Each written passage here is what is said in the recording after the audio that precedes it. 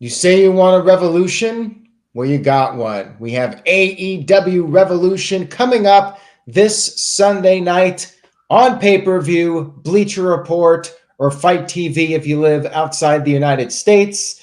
We got the No DQ panel tonight. We got Mikey T, Noah Foster, and Walter Cruz to preview and predict AEW Revolution, our first AEW pay-per-view event of the new year. I would like to go around and get everyone's thoughts on the show. How excited are you on a scale of 1 to 10 for this AEW Revolution show? Simple Man Noah Foster, you have been doing the No DQ predictions for a while now. I'll start with you. You've seen a lot of AEW. How are you feeling about this show coming up in Greensboro, North Carolina? Hey, hello everybody, NoDQ Galaxy fan team. Good to see you all once again as we discuss for 2024 All Elite Wrestling. Looking forward to this show as always, as Revolution is basically our starting point, our kickoff, the launching pad towards how AEW might shape themselves. While they're going off the proverbial idea of restoring the feeling, we got new set ideas, we got new people coming in, and we got who knows what Mammoth Con might try to introduce next. For me, I think it's going to be an 8 out of 10. It was a little high originally with the meat idea, but after the amount of injuries, it is what it is. But now you almost got like a showcase match. And again, I think there's a suspension of disbelief with some of the title matches here, considering what could be going on beyond big business. So, as always, I'm looking forward to the AEW pay-per-views. It's good to see you all. It's an 8 out of 10 for me. And I'm ready to once again host for the 5th time the All Elite Predictions League. So let's do this. All right, and we'll throw it over now to Rage of Wrestling, Walter Cruz. Make sure you check out his channel, by the way. He does lots of video content over there, so check him out, Rage of Wrestling. Walter, how's it going, man? How are you feeling about this show, 1 to 10? Thank you, Aaron, for that. I'm feeling good. I'm feeling about I'm a big Sting person. I was always a Sting fan, but this is the last of the Mohegans of the era we grew up in, man. This is making me feel really old now, man. The Sting's gone. That's pretty much the last guy standing. So after this, I mean, we still got Christian and Edge who are up there in age, but I'm talking about that real, like when we got into wrestling. So I'm looking about a 9 out of 10, which is, I know, for me to say that about an AEW show, but hopefully, I mean, they did well with.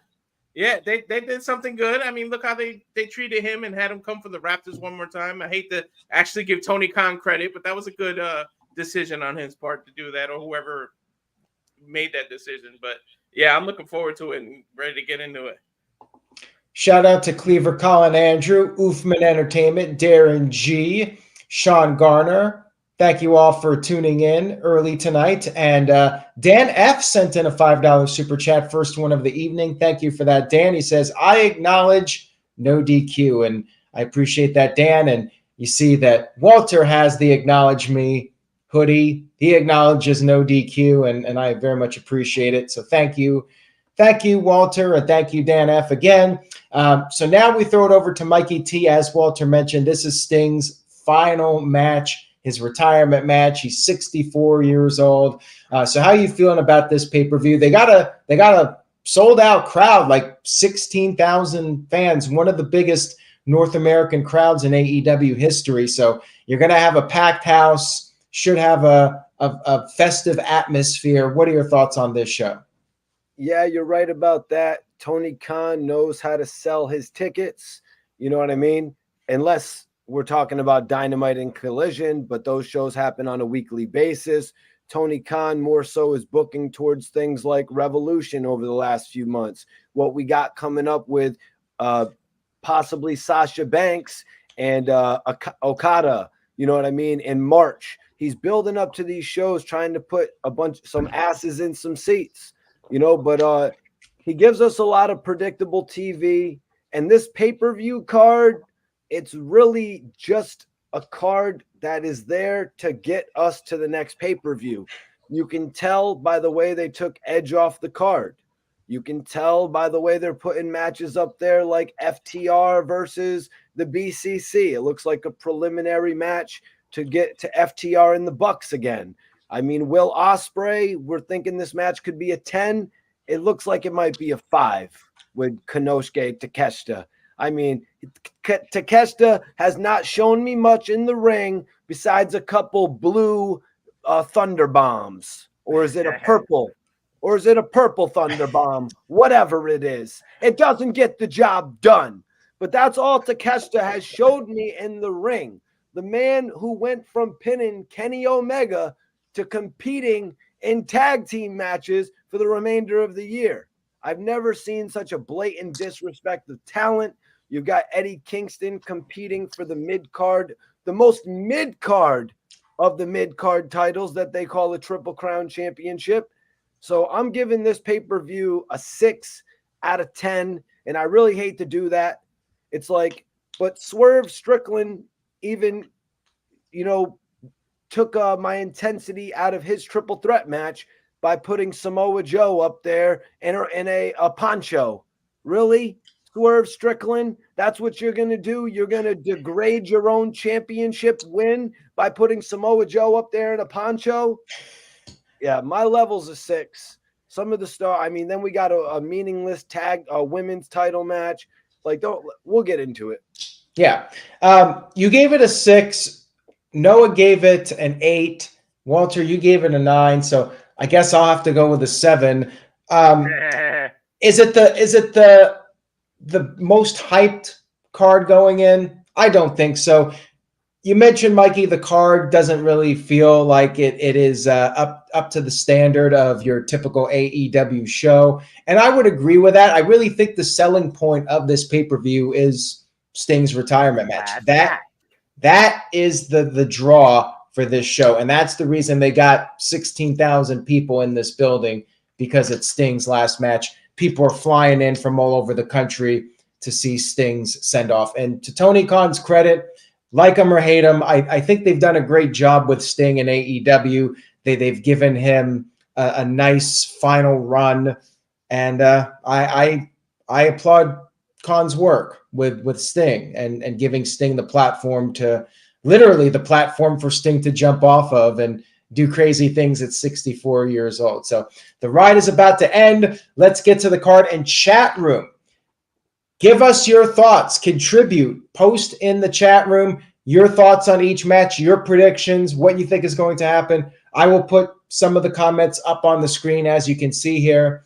Shout out to City by the Bay and everyone else that has contributed. Leave your comments. I'll share them. Maybe we'll even comment on them.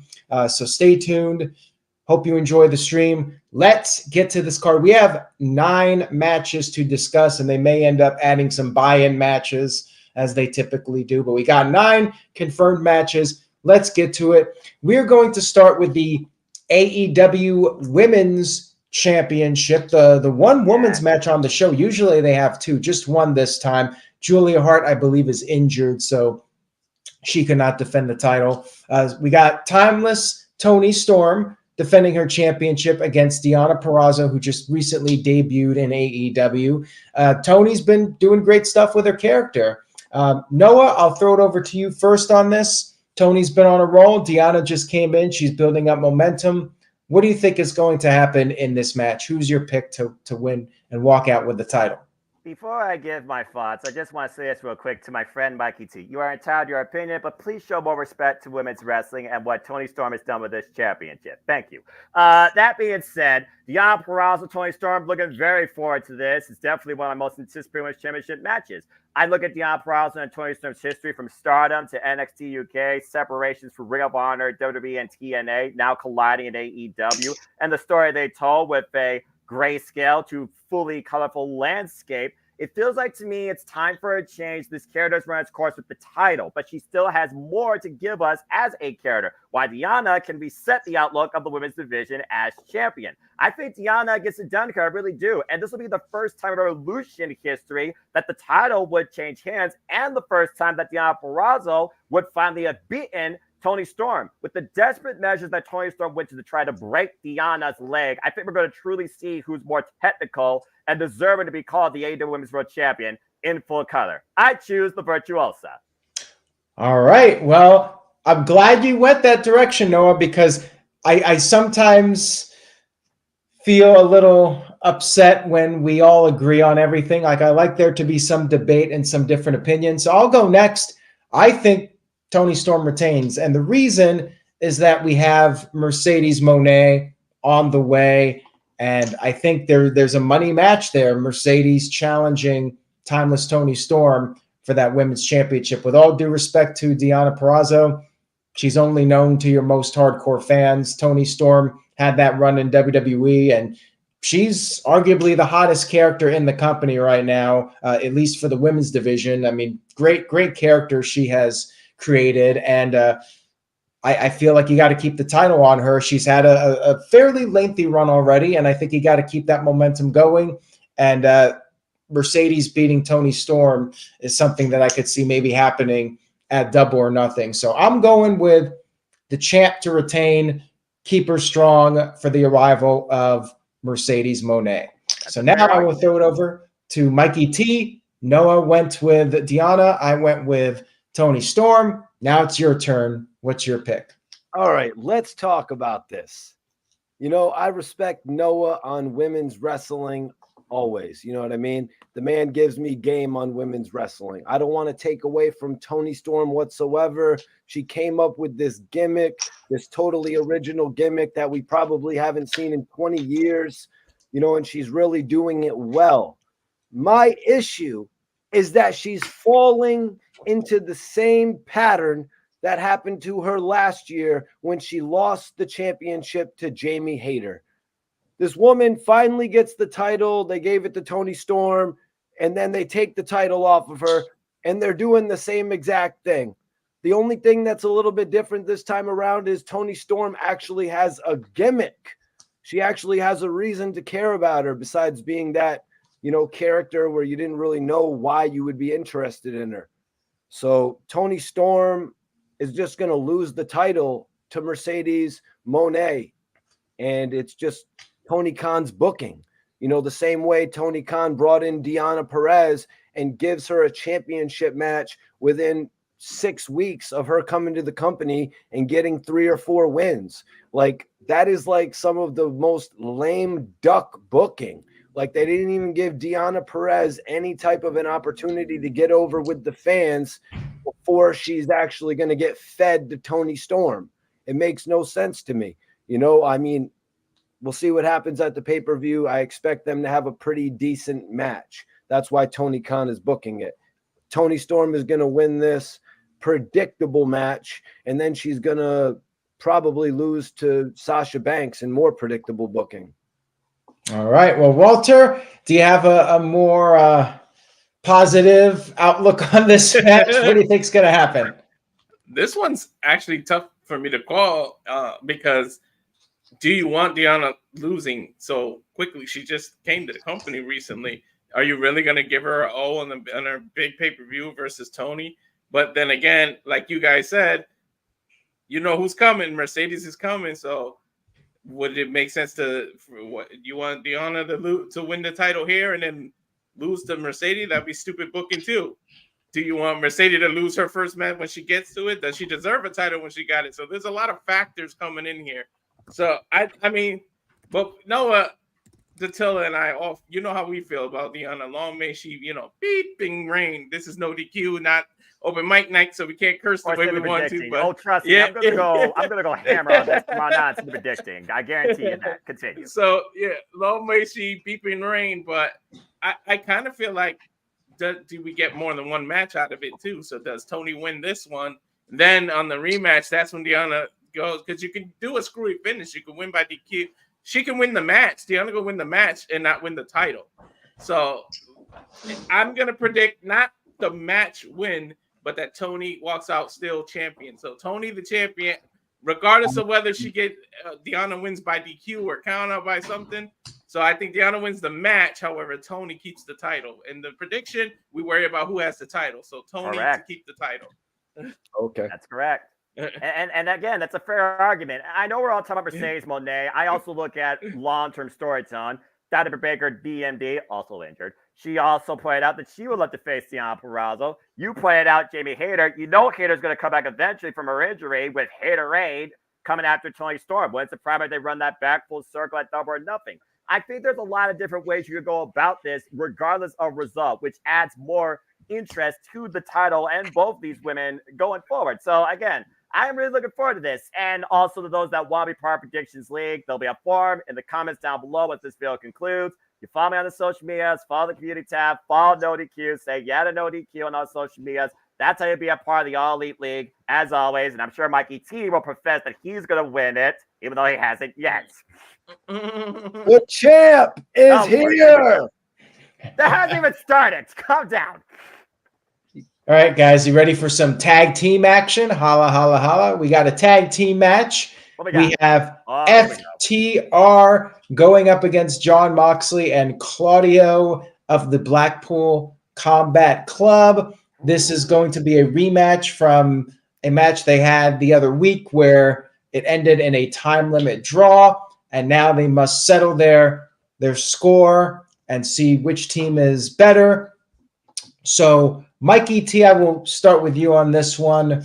Should be a hell of a match with these two teams, I think. What do you think is going to happen here? Who's your prediction to end up on top? Banger. They've got to settle the score. You know what I mean? I'm just totally, wondering who is going to win this match. You know what I mean? It's like kind of odd that they did 2 time limit draws in 2 consecutive weeks, wasn't it? Yeah. Tony Khan honestly just does that to fill television time, because he can't add the production value that the WWE does because he spends so much money on the talent. That's why he needs to send them in the ring and let them wrestle for 30 minutes. That's how he pays for what he's showing on television. Whereas the WWE has these amazing production teams putting together packages. I mean, you could just look at what happened with Brian Pillman Jr. in WWE compared to AEW. You know what I mean? So this match is going to be good. You know what I mean? We saw what happened on Dynamite with Daniel Bryan getting a pinfall victory. Who did he pin on Dynamite, Aaron? He pinned Eddie Kingston. He actually hit him. He incapacitated the man, and he promised afterwards now he's going to freaking choke him come Revolution and take his Triple Crown. So he incapacitated him. FTR technically didn't win. And then last week they didn't win either. But this is going to be a good win for them. You know what I mean? They like to put the one guy from FTR, Wheeler, Cash Wheeler, right? Yeah. Scott Dawson. Yeah. Scott, the bald guy. They like to put the bald guy in action because he can get it in the ring. You know what I mean? Dax Harwood, botch. Dax Harwood. So anyways, they put Dax Harwood in a lot of singles matches because he can get it in the ring. And he never wins over these guys like Dean Ambrose or Jon Moxley or Claudio. So this is where he actually gets the win, when it's in tag team action, when it makes sense. I don't see them. Fantasy booking would be cool with Mox and Cesaro going against Sting and Darby, but I don't see that. I think we're just going to get something that we missed out on with the Bucks and FTR. So FTR gets the momentum. All right. So you are going with FTR. Yeah, FTR gets it. So I'm once again going to go against you. I am going to say that Jon Moxley and Claudio pick up the victory here because a couple reasons. Number one, it makes sense to me to balance out when I have a certain prediction for later. We'll get to that in a few minutes. But also, Matthew brought up a good point in the chat room that Cash Wheeler has a legal situation and he has a court case coming up. So that might be a factor in this booking decision. FTR might be laying low for a little bit until Cash Wheeler gets his legal situation straightened out or resolved. So I say that the more established stars, Jon Moxley and Claudio, will pick up the victory here. And I also have an opinion on what might happen with the tag team division. And I could see FTR fitting into that at some point. So we'll talk more about this later. But yeah, for now, all I'm going to say is I think that Moxley and Claudio will emerge victorious. So Noah, I will throw it over to you next. Your thoughts on this one? I can definitely echo similar sentiments that you're referring to, Aaron, when it comes to what the direction of the tag team division could be following Revolution. And that's why, in this case, I'm going to agree with you. I feel that Jon Moxley and Claudio Castagnoli right now, they are going to prove why they are truly the top guys to either step up or get step out against. It takes also Jon Moxley a whole different avenue away from a singles championship, and Claudio Castagnoli as well. I think it'll be interesting to see Claudio Castagnoli and Jon Moxley go after a tag team championship run in AEW and really try and step up the tag team division. FTR have nothing left to prove at this point. We already know how incredibly dedicated, incredible, and passionate they are to tag team wrestling. Now, what does that mean on the other side of things? That remains to be foretold. But I think right now, Jon Moxley and Claudio Castagnoli takes one step closer to tag team gold. I got Blackpool Combat Club. All right. So now the question is, will Mikey be the odd man out for this round? It's up to Walter. Walter, what's your pick? I like how not so same this is. This is fun. Yeah, but Mikey is the odd one out. And Solo, because of that legal issue, that's exactly what I was thinking. What Mike said is because of that legal issue, I think the BCC take this one. And it'll be fun to see them go to after the tag championships. And I mean, we'll know one thing: Moxley's gonna bleed his ass off. Oh, come on. we know that. Yeah, somehow maybe a turnbuckle comes off and a bonus point, Aaron. Yeah. No, bonus point. I am staying, Aaron. I know you're crazy, but we're just starting this league. I am staying on that. And for the last two matches, he has not bled. Can we for once look beyond Jon Moxley's papier-mâché body with what he actually tries to do in that ring?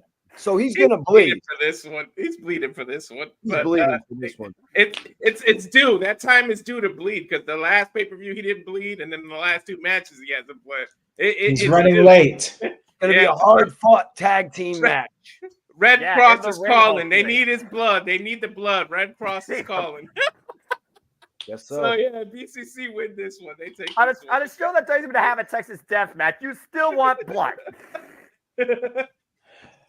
All right, so I'm liking this because we're not agreeing unanimously on any of these matches so far. But let's see how this next one goes. What you got? I feel like this is where things are going to change. All right, we got Will by God Ospreay making his full-time AEW debut. He's made some appearances, but as part of the New Japan Pro Wrestling roster. Now he is officially a full-time member of the AEW roster. He's going up against Konosuke Takeshita, two members of the Don Callis family. Now, as I mentioned on my Dynamite recap, I know this is going to be a great match. You know, this might be Takeshita's best match in AEW to date. Ospreay has been having great match after great match, but man, for whatever reason, I just don't care about this match going in. Like, I feel it's pretty cold. Will Ospreay just showed up for the first time on Wednesday, and it's basically the two Don Callis family members, and they're gonna have a nice competitive match in honor of the group, but there might be some shenanigans and stuff. We'll see what happens. But bottom line here, also, I do not see Ospreay losing his first match as a full-time member of the AEW roster, and plus, I think that he's probably going for the world title at Wembley Stadium. So you gotta book him really strong. I think Ospreay wins it, and I will legit be surprised if anybody in this chat room or in the panel here pick Takeshita to win. If you think Takeshita is going to win, I would definitely like to hear your argument. So Walter, we'll start with you. I'm going with Ospreay to win. What do you got for us? Well, we're over a month away from April Fool's, so people better not go with Takeshita. But yeah, Will Ospreay. I accidentally pressing Takeshita on the form. I can see it right now. That'll be on there. I can see it too. No, I definitely think Will Ospreay's debut, and exactly what you said. I think they're gonna build him up to get that title match in front of his home country. So he better start off. You don't make this man full-time roster and then book him to lose. Like, I know Tony Khan is crazy, but you can't be that crazy. So Will Ospreay. All right, Noah, what do you got? Crowns up, United Empire represent. This guy's going to stand and deliver at Wembley Stadium, whether it's title or not. He is one of the top 10 wrestlers, in my opinion, right now in the industry. No way on God's green earth this man loses this Sunday in Greensboro, North Carolina, unless hell freezes over. Ospreay wins. And also, I think his family matters are going to change post-match, but we'll talk more about that later. Ospreay beats Takeshita. All right, thank you, Noah. And we'll wrap it up with Mikey. Mikey, this is your chance to be the odd man out again. Yeah, I'm definitely going with Takeshita for this match. You know, Takeshita just has such a classic story that's been told since Allin when he defeated Kenny Omega. So, you know, I think it's only right. Tony Khan, you know, this is Tony Khan, the three-time Booker of the Year, baby. I thought it was twice. Who believes in that? Oh, my nonsense?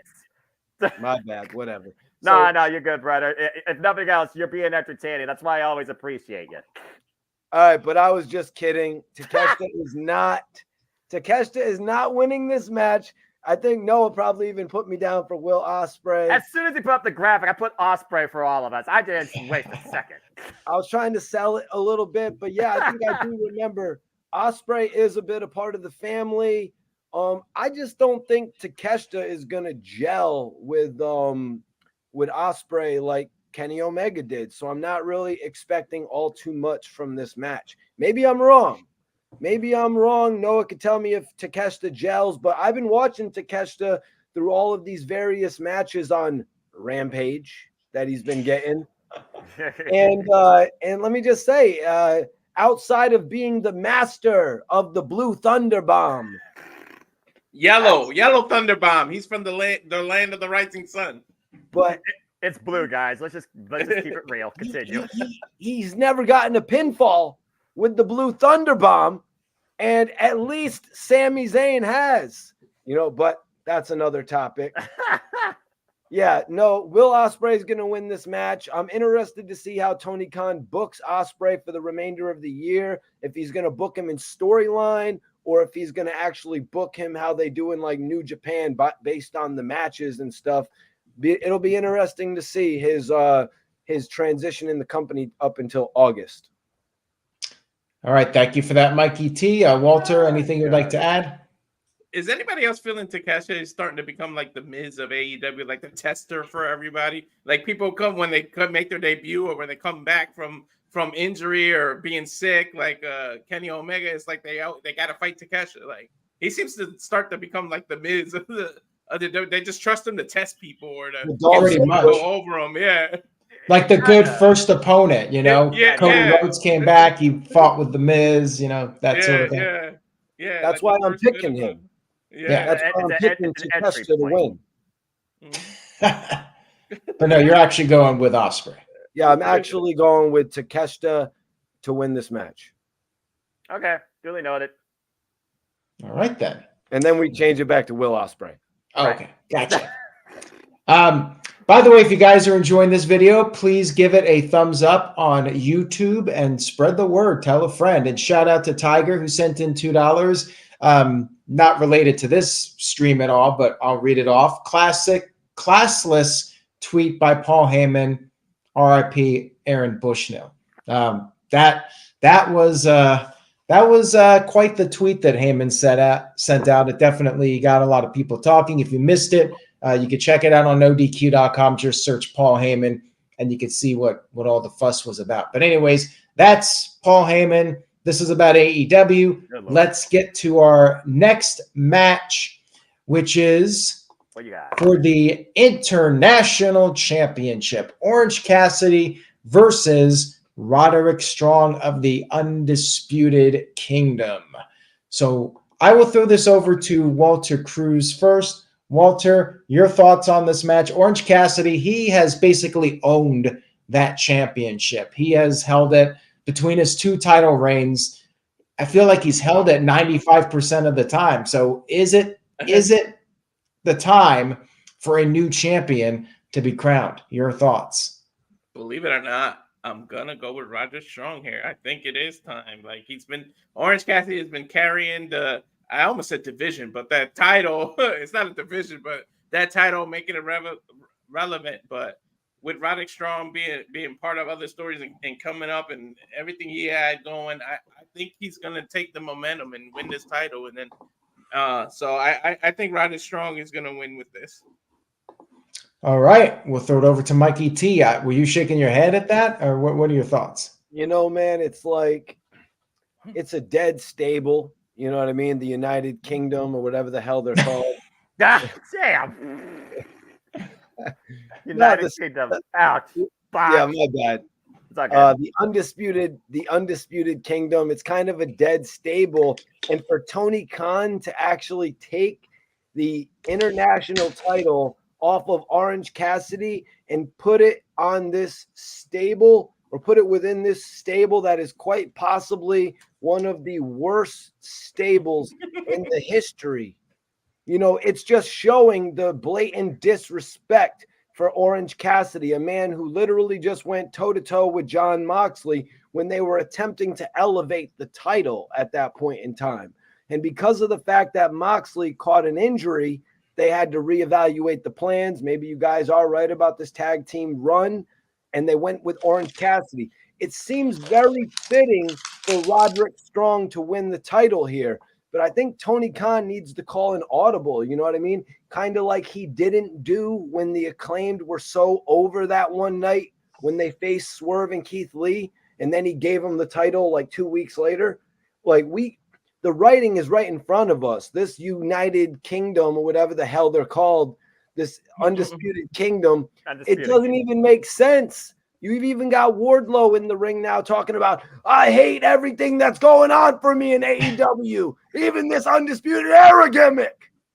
But yeah, so I hate to say it, but Tony Khan isn't the smartest booker. That's why he didn't win the award this year. He's going to give the title to Roderick Strong because in theory, it makes sense. In the theory of booking wrestling, it makes sense for him to take the title for that faction. But that faction is dead in the water, man. And it's really ruining Adam Cole, and it's ruining Wardlow and what they could have with Roderick Strong. That's Roderick. Let's move on. Roderick takes the title. I love the guy giving all those backbreakers and shit, though. He's great in the ring. All right. Well, Noah, that was a strong take there by Mikey. Do you have any thoughts on that? And what's your prediction? Well, I mean, you look at Orange Cassidy, he survived Texas Deathmatch, and he survived the Undisputed Kingdom's Lackeys, and he survived Termershi, and he survived Brian Keith, and he survived Commander, and he survived Jon Moxley since AEW for gear, and he's been wrestling nonstop, and he's barely able to actually walk straight with a backpack on his back. It does feel like literally they're trying to put something into the Undisputed Kingdom like they did with the Undisputed Era back in the Black Gold NXT. Roderick Strong was a very strong NXT North American champion. Maybe their national championship could liken something like that. If you're going to add something to this stable until Adam Cole's cleared to compete and you put Wardlow into the world title picture, which is clearly right now being set, then you got to give Roderick Strong somehow the win here. They've already bludgeoned the best friends countless times. And yes, Rock Romero and Trent, they are back. I'm sure all parties are going to get involved here. But at this point, I think Orange Cassidy deserves a break on a beach, if we're being honest. I don't think he needs to do a beach break here. I think just for Orange Cassidy's sake, let's see what Roderick Strong can do with the title, gimmick-wise or not. I think Roddy gets it. I'm going with Roderick Strong. All right. Now it's my opportunity to be the odd man out. Yes. So my pick is Roderick Strong. A good man. For every reason you said, Noah. I mean, I think that the Undisputed Kingdom really needs a big win here. The group is kind of just there. Like, they don't feel like they're anything special. And Orange Cassidy's been champion for a while. I think if you want this faction to have any chance of having any credibility moving forward, Strong has to win here. He has to take the title. Otherwise, Mikey said the group's dead. I think they're on life support. But if Roddy loses this, I feel like you might as well just end the group. Pull the plug on it, put it out of its misery. So Strong has to win if this group is going to have any chance of moving forward here. So yeah, Roderick Strong will become the new international champion. Walter? I'll give them one thing. It's not really their fault that they're DOA, dead on arrival and stuff. It's MJF's injury because it was supposed to be something big time, but because MJF had to take time away, it was like they did a swerve for swerve's sake. Like, he shouldn't have revealed he was the devil if MJF needed this much time off. They should have waited and then made this stable something strong. And after, like, you pretty much, Toni pulled the plug on itself by booking it when knowing MJF was going to need all the time off. And Cole's hurt too. And Cole's hurt we were lucky that MJF was able to defend the title at World's End in his hometown to the state that he did. I mean, arguably, that match was almost on live support. So, get well soon, MJF, quite literally. You talk about people banged up. He's banged up more than Orange Cassidy. I agree, because tonight we more than likely would have been getting MJF versus Wardlow after he ran through the other guys while Adam Cole was healing up for their Double or Nothing match. So we did get screwed out of that. But to mention MJF, I think he's going to the WWE. He would be absolutely insane if he signed with AEW right now, because there's no telling what's going to happen to him in the next 3 or 40 years with the way this company's going down. No, it's all about the money. I mean, I think he already resigned. Tony Khan threw the brink trunk at him. You got to think of your financial future first and foremost. Brock Lesnar money. Yeah, I mean the dude's young. MJF is a young man. He's got plenty of time. So if Tony Khan is willing to throw a lot of money at him, he's got to look at the landscape of wrestling and think, well, WWE's got a very crowded roster right now. Maybe it's best I wait a few years and collect the TK money and then consider going to WWE. Hold on. So, Aaron, you're telling me if WWE came to you and said, all right, we want to pick up NoDQ for $4 million. AEW comes to you. We want to pick you up for $4 or $5 million. You're going to sign with the company that does 800,000 viewers compared to the company that does a maximum of 3 million viewers? I mean, if they're offering me $4 million, I'm just going to take the money and retire. Hey, there's the wisest man in the wrestling community. Why would you want to, I don't think MJF has to look at it for what it really is. He can go appear on a company with 800K viewers, 900K, or he could be on a TV show with 3 million viewers. Well, tell that to Okada and Mercedes Moné and Will Ospreay. It's not about who gets the bigger audience. It's about where a talent feels comfortable, where it is financially lucrative still to them, but also they have a chance to be respected and have a spot. At the end of the day, you take what you feel best works with you. Money's not the only thing to consider. Right, but it's important. It is important. Definitely something to consider. But hopefully MJF shows back up on TV soon. I mean, I definitely miss the guy. Shout out to MJF. You're missed, my man. We love you. Oh, Hope to see you soon. So somebody said in the chat, excuse me, it's one of the guys, Oofman, what WWE show is averaging 3 million viewers? You know what I mean? Let's address that first of all. This isn't about WWE. No, it's not. That's not even a super chat. We shouldn't even be acknowledging that here, Mikey. Save that for the NoDQ review right here on NoDQ.com. Let's get Oofman, I think, is like the longest reigning super chat champion of all time. So yeah, where's the super chat? He's like a 30-time champion. So I'm just saying, WWE still has 3 million fans. Their first show on Fox did 4 million viewers. So let's not cap. Oh yeah, I mean, I'm sure there's people that don't even tune in for the regular shows and just watch the YouTube clips to follow along. I mean, they definitely have more than 3 million people that watch their product. They got more eyeballs than that. But yeah, not everybody's watching every TV show or every premium live event. Let's be real here. Yeah, there's a lot of content out there. I mean, again, people, I got Switch, I got sleep, I got work, I got PlayStation. You got to balance it out. You definitely have to balance it out. All right, guys, let's move on to the next match. We got the TNT Championship up for grabs. We got Christian Cage going up against Danny Garcia. And this match, a lot of people thought this was going to be Christian versus Adam Copeland in a blow-off match to end their feud. But Copeland was taken out with the concerto. Daniel Garcia stepped in, and now he's getting the opportunity. So I'm a little torn on this one, but I would not be shocked if Adam Copeland somehow shows up here to get revenge and costs Christian the championship. here's something to think about. Tony Khan is very high on Daniel Garcia. They're really trying to make something out of him. So this is the opportunity. You know, you gotta strike. You know, they're trying to make something out of Daniel Garcia. He loses here, then what? Then where do you go with him? He could pick up a big win here, and if Adam Copeland and Christian are having their blow-off match, which I presume they are at some point, they don't need the title. They already had a match for the TNT title, and the title switched hands and then switched back at World's End. So they don't need the title up for grabs. Like, put it on Garcia. Do what you're going to do with him. They're trying to make him a star. So I say you got to go with the young guy and give him a shot.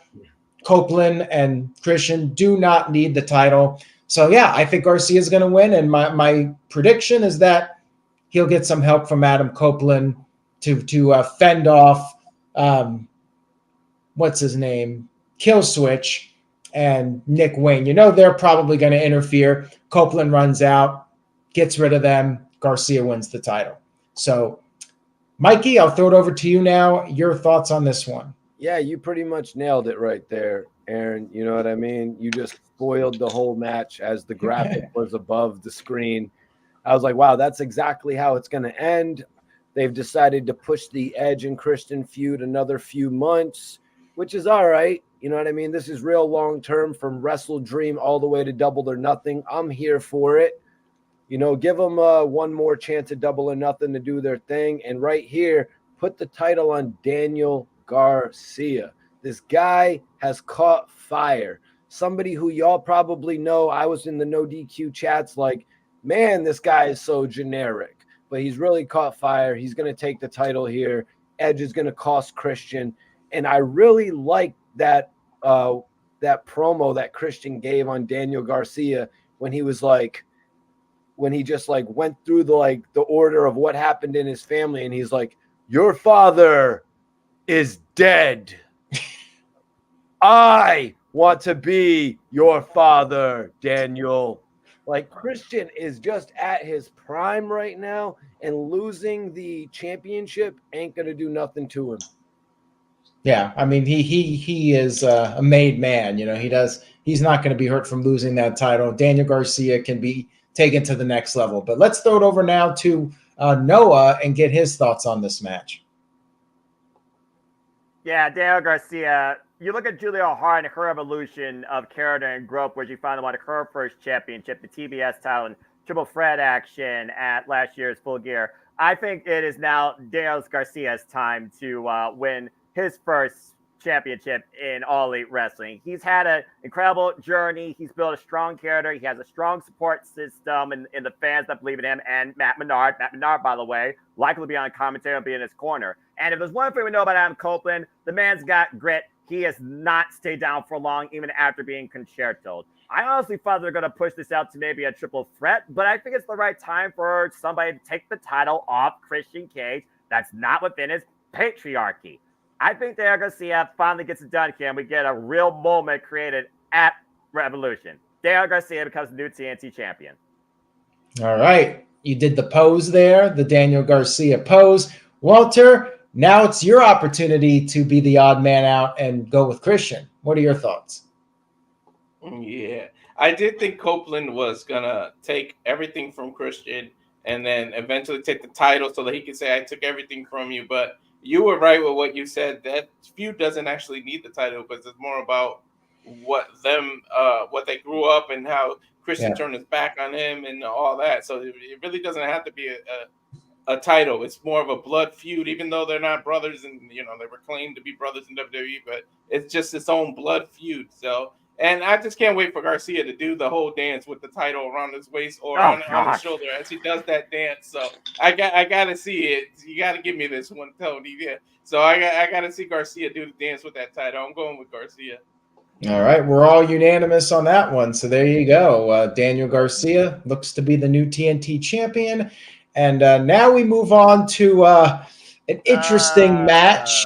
This was originally supposed to be a meat match, but they could not get all the people they wanted in this match. I guess they wanted Miro and Keith Lee for this match, but both of those guys are out of action. Thus, we're getting this match, an all-star 8-man scramble. Chris Jericho, Powerhouse Hobbs, Lance Archer, Wardlow, Hook, Brian Cage, and 2 additional people. I believe the results of those matches to determine those people have already been determined. You can read the spoilers on NoDQ.com, but I don't really think it changes my own personal prediction for this match. Walter, I'm going to throw it over to you first. You can go ahead if you know who the people are that are in it. I mean, we can spoil people. If you don't want to be spoiled, then skip ahead like 10 minutes or so. But Walter, you can go ahead. You don't have to give the spoiler if you don't want to, if you don't know. Yeah, I don't want to spoil it. I'm not going to give the spoil. You could just say, I think spoiler wins if you want to say that. How is go ahead. Spoiler going to win? I do not think spoiler is going to win. I'll just say that. The spoiler is vacant. Vegas the winner, apparently. Yeah. Nobody cares about this match. I don't know. Like, this is like a dud, dead on arrival type match. I don't give a damn. But because it was meaty, supposed to be meaty men, and I think 180, just because for the hell of it, I'm going to pick the most quote-unquote meaty man, the most opposite of them all. Hook is going to win this just as a FU to the meat division. I feel like Hook is going to do it just just because it was originally supposed to be meaty, and all the big men and everything was about big men. So the smallest guy in the whole damn match is going to actually pull the victory out. I'm going to pick Hook as a division. By the way, this is interesting. This is in regards to the TNT title match. We're just going back real quick. I wanted to check the betting odds because I thought that Christian was actually the betting odds favorite, and he is. So Bet Online posted the betting odds, and you can check that out on NoDQ.com. And Christian is the betting odds favorite to retain the title, and we all went with Daniel Garcia. So that's an interesting one, folks.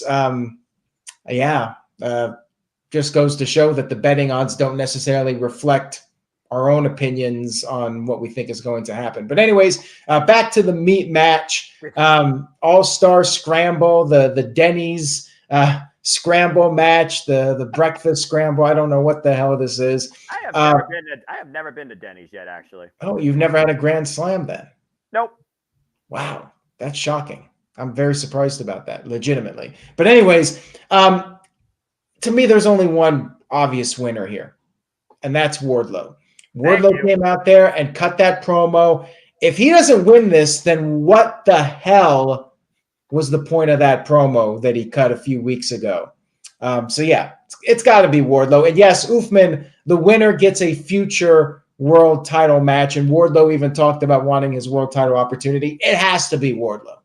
I don't have anything else to say on it. Jericho's in it. Who cares? I mean, at this point, I'm kind of over Jericho. I hate to say it. Like, I really feel like he either needs like a serious overhaul or just needs to go away off TV. I don't know. But Noah, we'll go ahead and get your thoughts on this one. Go ahead.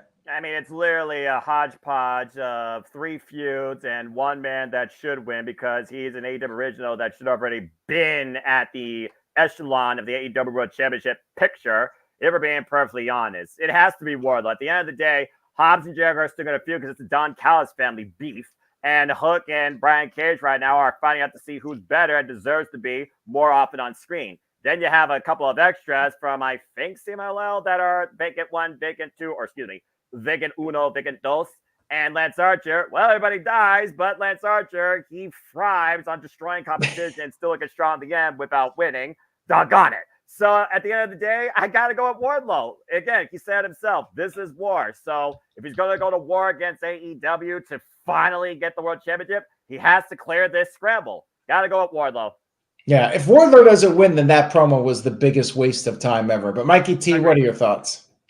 The whole booking of this match is very strange. It is. With the AEW World Title match being on the line, because I would have thought that Swerve and Samoa Joe would continue, but this seemingly says that it's going to transition to be Wardlow and Joe if they're going to keep with this Undisputed Kingdom storyline, which they said Wardlow was going to challenge Joe. So it's like very odd that Tony Khan is spelling it out like this for us on TV. You know, it's kind of ruining the main event. But I think Wardlow will more than likely get the pin over Chris Jericho in this match to make Wardlow look extra good. Even though Brian Cage is in there and we all know he's the guy who usually gets pinned, I think if Wardlow pins Jericho, it'll be better. It'll be a better outcome. I don't know where that world title match comes out, though. I really don't know about Samoa Joe and Wardlow headlining Double or Nothing. Yeah, I mean, it could just be a random Dynamite. Who knows at this point? Or another pay-per-view before Double or Nothing, because for all we know, Madman Tony Khan might book some sort of special Dynamite in April. Now, wait, Walter, you're changing your pick? What? Yeah, I was just trying to be a jackass. What I'm saying. It's got to be like it's obviously Wardlow, but I just want to be a jackass and be like, it's the opposite of all the meat stuff and pick the smallest guy in the damn match. Mikey? Well, Walter, I meant to commend you on your pick because of the fact that they put Hook up against Samoa Joe. I was thinking, Walter could be on to something there because they're trying to keep him strong. There's obviously a reason he's in this match. I almost picked Jericho as well, but once I saw that AEW title match on the line, I'm going Wardlow. Yeah, exactly. Right. It's too obvious because it's the promo. Like Aaron keeps saying, what the hell was the point of the promo? I tell you what, if Wardlow doesn't win this match, he's on the way to WWE. That's it. He's gonna be like, screw you and this contract, I'm out. Damn. Well, I don't know if he can do that exactly, but yeah. I don't know if he has that sort of power of authority to do that. This match is filled with lower card guys, so it takes away respect for the title already. Like, what does it mean that Wardlow freaking beat Brian Cage and Lance Archer and Powerhouse Hobbs and Dante Martin? Like, what does it matter? Like, beating those guys to get a shot at the title, there's no credibility in that. Like, Tony Khan has superstars to make this an all-star match. He's just not doing it. He wants to give Dante Martin the shine. I didn't know Dante was in this. Yeah, I mean, this match is just to get people on the card. It is what it is, you know. Payday. At the end of the day, the game payday. It's not even payday candy bars. It's money. So, you're on the show. You get paid for it. At the end of the day, I guess that's enough satisfactory. All right. We got a couple matches left here. I think we got 3 left, so we'll get to those right now. The first one, we got Eddie Kingston versus Bryan Danielson in a Continental Crown Championship match. All right, so on Dynamite this past Wednesday, Bryan Danielson beat Eddie Kingston. Eddie Kingston passed out.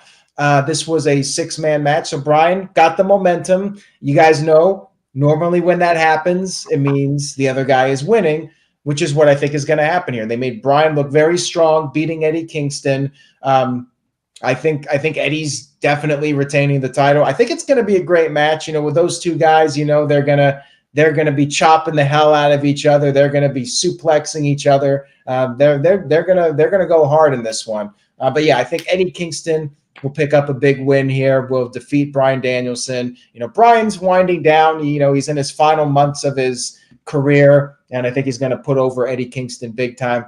I really got nothing else to say about it. So, Mikey T, I'll throw it over to you. Your thoughts on this one? This has got to be the lowest card championship in AEW. I'm seriously disappointed in the disrespect that Tony Khan has had for this title after giving Eddie Kingston that upset victory in the Continental Classic against all of those 5-star superstars. Like, I'm a big Eddie Kingston guy. I think that dude was red hot. You know what I mean? White hot. You know what I'm saying? Like, he was ready to be their number one guy, and Tony Khan misses the opportunity. Like, when him and Claudio were feuding, they ended up having a match like 9 months later or something like that. Like, he drops the ball in these situations, and he's dropped the ball on what the Continental Classic title could have been. It should have just been the ROH championship, and that would have put all the credibility behind that title. Kingston is going to win this match. They're trying to put some credibility on the title that they literally had Trent Beretta challenging for 3 weeks ago. Eddie Kingston wins this match. For what reason? Absolutely none. Just got to make him look strong and build up the title. So, Walter, what do you think about this one? I think this is actually going to be a good, strong match because of the people you have on it. You're going to have Danielson with his nice, crisp technical wrestling, his crisp chops. Then you're going to have Eddie with his sloppy ass, fast, looking like I'm drunk kind of chops that look like wanting hurt a baby. So like he's like somebody got acid reflux and you're just trying to make him burp. That's what he's got. Wow. This is awesome. Fight forever. Pepto-Bismol. But to be honest, if Danielson wasn't retiring, if he wasn't on that I'm retiring tour, it would have been nice for him to pick this up and do something and make this title relevant. But I think on his way out, this is his way of giving back to the wrestling business. I think he wants to do losses and look up at the lights like a traditional wrestler on their way out looks up at the lights. So I just think he's going to put Eddie Kingston over and make him look good, and he's going to continue. He's not like he'll win Dynamite and Rampage matches, but I think the big time matches on his way out, he's not going to win them as a thank you to the business. So I just can't see Danielson winning this one. So I put Eddie Kingston for this. All right, Noah Foster, it's now up to you if you want to be the odd man out. I love all the different takes here on the same result because I echo the sentiments. Eddie Kingston, again, what is this match truly about? Respect. At the end of the day, Bryan Danielson's on his final full-year run, and he's given us some incredible matches across the board in AEW, from Kazuchika Okada to Zack Sabre Jr. to Yuji Nagata to Jun Akiyama, and most of those he have won, have lost. But with Eddie Kingston, he's finally reaching out and fulfilling that potential that Bryan Danielson, CM Punk, and so many others think that he skipped on back in the early 2000s in Ring of Honor such a long time ago. This is Bryan Danielson's way of, like you said, Walter, giving back. And it's also Bryan Danielson's way of Eddie Kingston. You've gotten this far. You see what you can do. Don't let up. I don't think Kingston's going to let up either. Eddie Kingston wins. And remember the caveat. After Eddie Kingston wins, Bryan Danielson has to shake his hand because that's what it's all about at the end of the day. Respect. The fact that Bryan Danielson doesn't respect him, but Eddie Kingston respects the American Dragon. And that's what's most important in the end. And Eddie Kingston has been fair in presenting and defending these titles, even presenting those that are, hard workers of the business, just like him. I thought that Willie Mack exhibition was nice in the Brian Keith match. Of course, got him his all-elite contract. It's Eddie Kingston's time right now to continue this Triple Crown until we see somebody else on the other side otherwise. Eddie Kingston wins and gets the handshake. And maybe finally, the American Giants respect. The Mad King. All right. I mean, sounds about right. Thank you for that, Noah. We got 2 matches left, everybody. 2 big ones here. We got the AEW World Championship match, which I'm picking this to talk about right now because I don't think it's going to close the show. A rare occasion where the world title match will not be the final match of the show. I think it has to be Sting's match. That's the match people are coming to see.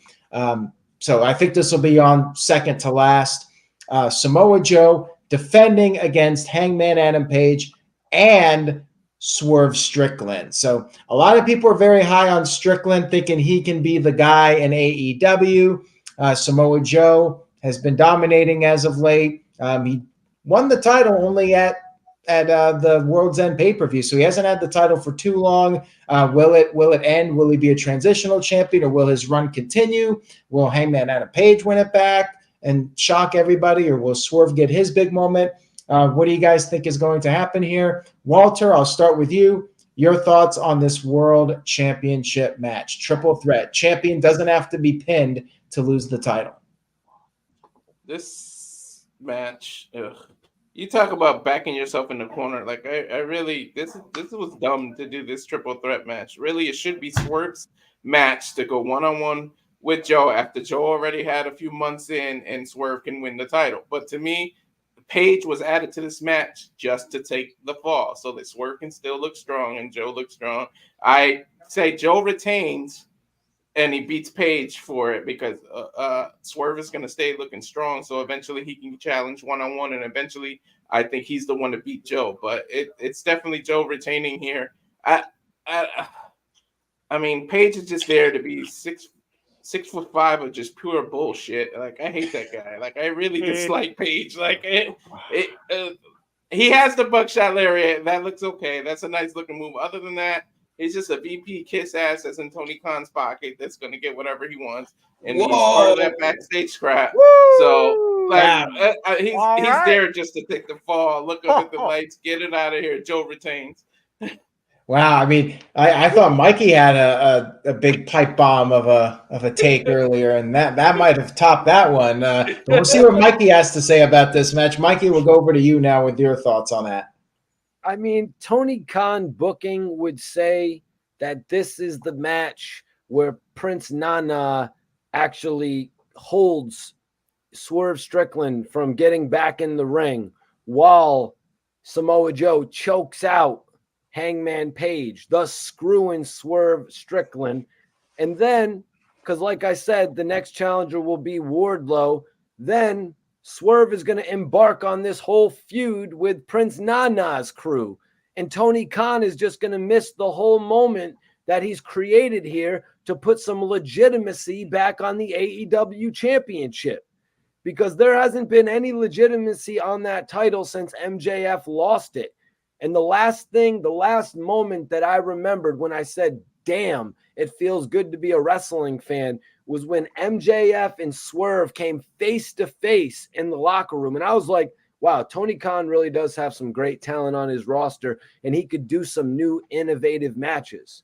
So I said a little bit earlier, Wardlow versus Swerve wouldn't make sense, but it seems like it actually would make sense. Swerve's got to beat Samoa Joe, and then Swerve's got to beat Wardlow so Tony Khan can bring real wrestling back. Now, the reason I say that Samoa Joe hasn't had any legitimacy on his title is because he lost to CM Punk. If Tony Khan had called that decision when he knew he was going to fire Punk or suspend him to have Samoa Joe go over at All In and then Samoa Joe beat MJF, we'd be talking about a whole different story right now. But I think it's going to go with the scenario of Samoa Joe choking out Hangman Page. But in reality, Swerve should be winning the title here and taking AEW in a whole new direction. But I just don't think Tony Khan sees it. Yeah, I mean, I think he sees it. I just don't think that this is the night, and not just because of the triple threat. Like, I think it would be better for Swerve to win the title in a one-on-one match rather than a triple threat. But also, I don't think this is going to be the final match, and I don't think you should do a title change with the world title in the semi-main event spot. I think you should save it one-on-one in the main event slot. So because of that, I agree with you guys. I think Samoa Joe will retain the title, and Joe will probably face Wardlow at some point, and then Swerve will eventually get his one-on-one match with Joe, and he'll be the next champion. So that's my take on it. Joe will retain. What do you think, Noah? I mean, do I need to say anything else? Do you expect me to swerve right now? You literally words out of my mouth. Garments? No, I don't do that for free. Not copyright. With that being said, Swerve is going to have his moment. He more than deserves it, but it should be one-on-one. I'll say it once, I'll say it again. The formula of the triple threats. Butler, Fall Person. Swerve and Joe is the program to have an AEW for the World Championship. Date and showcase to be determined. But this is not about them. It is about somebody we're going to start out here shortly. Joe wins. Hangman back in the line. Swerve pending. But Joe retains the championship. All right. And on that note, we move on to our main event, everyone. This is the big draw. 16,000 people in Greensboro, where it all started for Sting. Him and Ric Flair at Clash of the Champions in the Greensboro Coliseum back in 1988. It's come full circle now. Sting in his final match. Him and Darby Allin defending the tag team titles against the EVP Bucks, Matthew and Nicholas Jackson. Now, the big question is, what's going to happen with Sting's last match? Is he putting over? Is he doing the time-honored tradition of putting over the younger guys on the way out and they drop the titles to the Bucks? Or does Sting go out on top to end his career? Him and Darby retain. What happens to the tag team titles? Let's talk about it. Who wants to go first on this one? Who wants to start us off? All right, Walter, you put your hand up first, so we'll start it off with you. Go ahead. Let's just get this over with. You guys know how I feel about the Bucks, so we might as well just. You've heard. Get it out of my system because it is no DQ. So get that button ready. That was so good. Tranquilo, mi amano. You're not with your product tonight, but relax. Come on now. You got this. I hate the fact that this has to come out of my mouth, but the Bucks are going to win this. Whoa. They're going to take the title. Sting's a old traditional person. I think they won the titles just to get it over to the VPs. He's traditional. He's going to look up at the lights. As much as we all hate the Bucks, there's some kind of backstage maybe love from Sting, and he knew what he was going to be asked to do on his way out. That's what most people do. So I say they win. And then after the match, Sting's laying there on the ground or whatever, and then they get up and everybody gets to cheer and thank you, Sting, at the end, and thank you, Sting, and give him the last standing ovation for 10 minutes straight. It is North Carolina. It's the background. That's not where he's from, but pretty much that's what WCCW was always at, to him and Nate. So you get the standing ovation. You'll probably see him and Ric Flair hugging, and that's how the pay-per-view ends. But as much as I hate to say it, Bucks are winning this damn title. And again. It's beyond brilliant. All right. We got a couple super chats here. Mr. Anderson sent in $5. Thank you, Mr. Anderson. He says, if Matthew and Nicholas Jackson were no DQ VPs, they would tell you guys to dress more like Noah and wear suits in your no DQ videos. Yes, I mean, Noah is the best dressed man in the no DQ panel. I mean, pretty much every video he's on Match. So shout out to Noah for being the number one best dressed panelist in no DQ. And Dan F sent in a $5 super chat. Thank you for that, Dan F. Says Sting and Darby Allin are going to fight the good fight, but will go out on their swords and lose to Matthew and Nicholas. Possible swerve. I'll go next on this one since I want to change it up here. You know, Walter went with the Bucks. And I'm going to go with Sting and Darby to win for two reasons. Number one, Tony Khan knows the fans. If the Bucks win, it might be a riot situation. People would be pissed if Sting lost his final match. There are a lot of people that don't like the Bucks, and I don't think he wants that negative feedback. You know, Twitter's going to blow up. Of course, the EVPs win. You know, they'll crap on it. I think Tony Khan's going to want to go with the feel-good moment here. And the second reason, I think, and this is what I was going with here. Thank you, JJ Williams, Casa D18 Studios. This is what I was thinking as well. Tony Khan loves tournaments. Sting and Darby win. Titles are vacated. The Bucks can be in the tournament saying they got screwed. FTR can be in the tournament, losing. They could still be in the tournament, maybe win the tournament despite losing to Jon Moxley and Claudio. And then Jon Moxley and Claudio can later claim that they beat FTR, and that can set up another match with them. So you can do a tournament. Claudio and Moxley can be in it. You can get all the tag teams in there. So I think Sting and Darby win. They relinquish the titles for Sting's retirement, and Sting goes off into the sunset with a big victory. So I say Sting and Darby win. It's not going to be the time-honored tradition this time. Just they want to have the feel-good moment here, Sting and Darby. Noah, I'll throw it over to you now. What are your thoughts? I still can't believe this icon that I followed since his entire run in TNA and a little bit as the Crow in WCW is finally retiring. So first off, thank you, Sting. Let's just put that out there. I agree with you, Aaron. I said verbatim on my little forum last night with my friends. I believe that Sting deserves this moment, and I believe that the title should be vacant. You reset the division. If the EVPs believe they have so much power, they can try and rig themselves to win the tournament. Then people could have a Twitter fit over that. I don't think you need to have a fit, though, here. I think you need to have a celebratory moment, closing and honoring of Sting. Because the Bucks doesn't need this. They don't, all right? They got enough heat as it is across the internet, and they already eat off it. Sting and Darby Allin.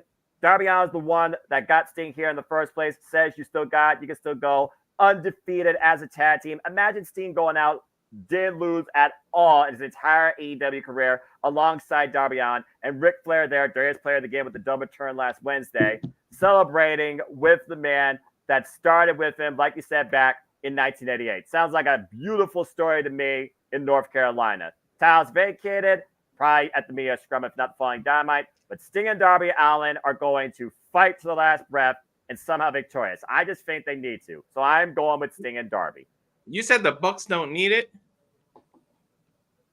Nope. We don't need the Bucks. That might be true, but at the end of the day, yeah. And keep in mind, fans were pissed off about the Bucks even being in this match in the first place and being Sting's last opponent. So imagine how they react if the Bucks actually win here. It's not going to. Who else is more qualified to take that kind of heat? They can take that kind of heat because of who they are. But throw stuff in the ring. AEW's got 16,000 people for this show. Do you really want to jeopardize future business by pissing everybody off? So I don't know. I don't know if the Bucks are going to win this one. I mean, anything's possible. Mikey, you're going to close us out here and give us your thoughts on this. Yeah, I think Noah was more so saying like they don't need the win. They're already a very accomplished tag team, almost like Brock Lesnar didn't need the win against The Undertaker. But moving on from that, I just want to say that, Aaron, you are right. You are right, Aaron. Tony Khan is going to do something that Vince McMahon wouldn't even do. Vince McMahon would not let Bret Hart leave the WWE gracefully with the WWF Championship back in the day. He wouldn't let him relinquish the title, you know what I mean, and move on. Tony Khan is going to prove, even though it's with a tag team title, he's going to prove that he can do something that Vince McMahon himself did not do. And he's going to let Sting ride off into the sunset with that tag team titles. And, you know what I mean? I think they went with the Bucks here because, personally, Edge isn't on the card and they're not doing Edge versus Sting. Like, damn, Tony Khan, you know how to ruin the potential of 250,000 buys. That probably would have did 250,000 buys. I bet you this one does about $140. You know what I mean? Maybe this match would have been classic in one of those freaking 2009 type sets, but this isn't doing much for me. It's going to be probably the best match that Sting can do, though, going against the Bucks. These are the most agile guys in the company. Most of the time, we're going to be looking at Darby Allin. Sting will jump off the top rope, jump out of the ring, in the ring, throw somebody off the stage. Yeah. But, I really don't want to pick Sting and Darby Allin, you know what I mean, just because of what the future will hold for the titles. But, yeah. So I'm not going to pick them. But I kind of feel like Sting is feeling like Jordan Belfort from Wolf of Wall Street, and he's going to be like, I'm not leaving. I'm staying. I just feel like he's not going to leave. But I got to go with the Bucks. No. Right. 16,000 fans. We got to go with Sting. He's fickle. He is fickle.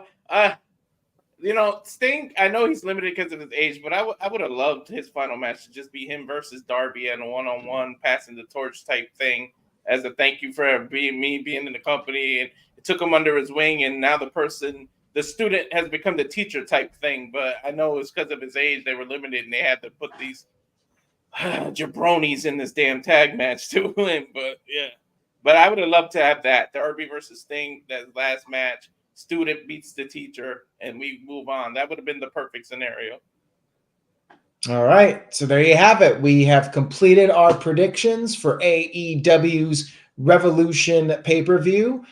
Should be an interesting one. A lot of matches, which means probably a 4-hour runtime. Yeah. Well, it'll end around midnight. It's going to be its usual time, and they're going to throw in their other matches. And keep in mind, Sting's sons got beat up, and only is Sting going to lose now and not get revenge for his final match after his sons got destroyed by the Bucks?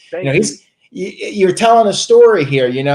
The good guy's got to get revenge on behalf of his sons. What kind of father would he be after his sons get beat up to just lose again? Plus, Lex Luger might be there and other legends might be there. Sting's got to, because I can imagine like all the legends coming in at the end and everybody. Remember when Sting won the title at Starrcade from Hogan and you had all the whole locker room empty out? They like doing the recreations. We saw Sting come down from the rafters on Dynamite. So, I could see that where the end of the show was with everybody coming in the ring, celebrating with Sting and Darby. You can't do that if the Bucks win, then it's going to be just Sting standing there getting the standing ovation. But I feel like they're going to have everybody come in the ring at the end. We got one more super chat here from Mr. Anderson. So I'll give you guys a minute to think about it. He says, best Sting match in your opinion. I got one here, and it's one that I don't know if people would pick this one or not, but Sting versus Diamond Dallas Page from an episode of Nitro in 1999. It was the one where Sting won the title. Of course, DDP won it back in a 4-way at the end of the show. It was like April something, 1999. Sting won the title. Him and DDP had a hell of a match. I think that was my favorite Sting match. And, any Sting match with Ric Flair was great. He had a lot of great ones with Ric Flair. And even some of the AEW matches with Darby were very entertaining. But, as far as classic Sting goes, Sting and DDP is my favorite. So who's got one? Favorite Sting match? Anybody got? It wasn't, they kind of botched the feud, the Scorpion, Deathlock versus the Sharpshooter.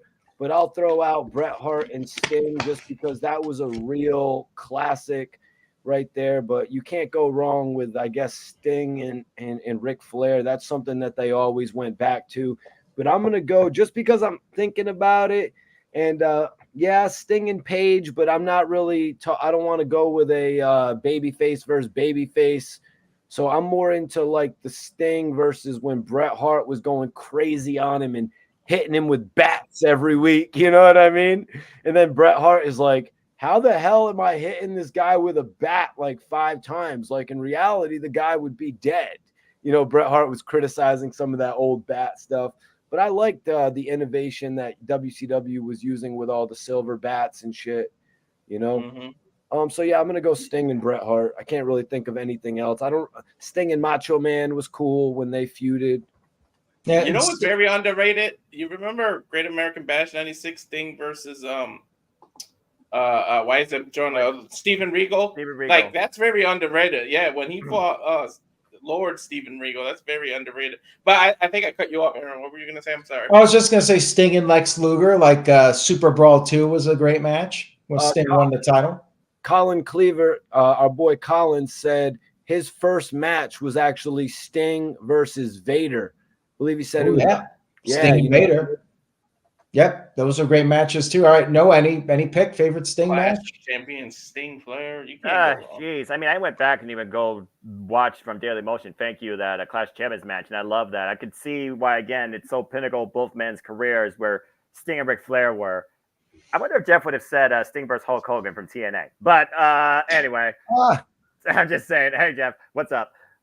I don't know if I necessarily could pick out a favorite, but I think about, the great rivals he had. I think about, 6 Sides of Steel, for example, with Mick Foley. I think about him putting over AJ Styles at one time when AJ Styles became the TNA World Champion. I mean, Sting's been such a pinnacle part of so many men's careers. I don't really have a standout. If I were to pick one, just because I know he's heavily underrated, according to reporters that preach the gospel of the industry, I think Sting and Kurt Angle is definitely one you have to consider a lot too, especially during the whole main event mafia escapade as well. So just because of that, be a little different. I'm going to go with Sting and Kurt Angle, 2 of my all-time faves. All right, nobody's going to go with Sting and Jeff Hardy? Oh, from Victory Road. It was close. It was a match. It was a match, to be fair. It was. That was disappointing because that stuff could have been so good.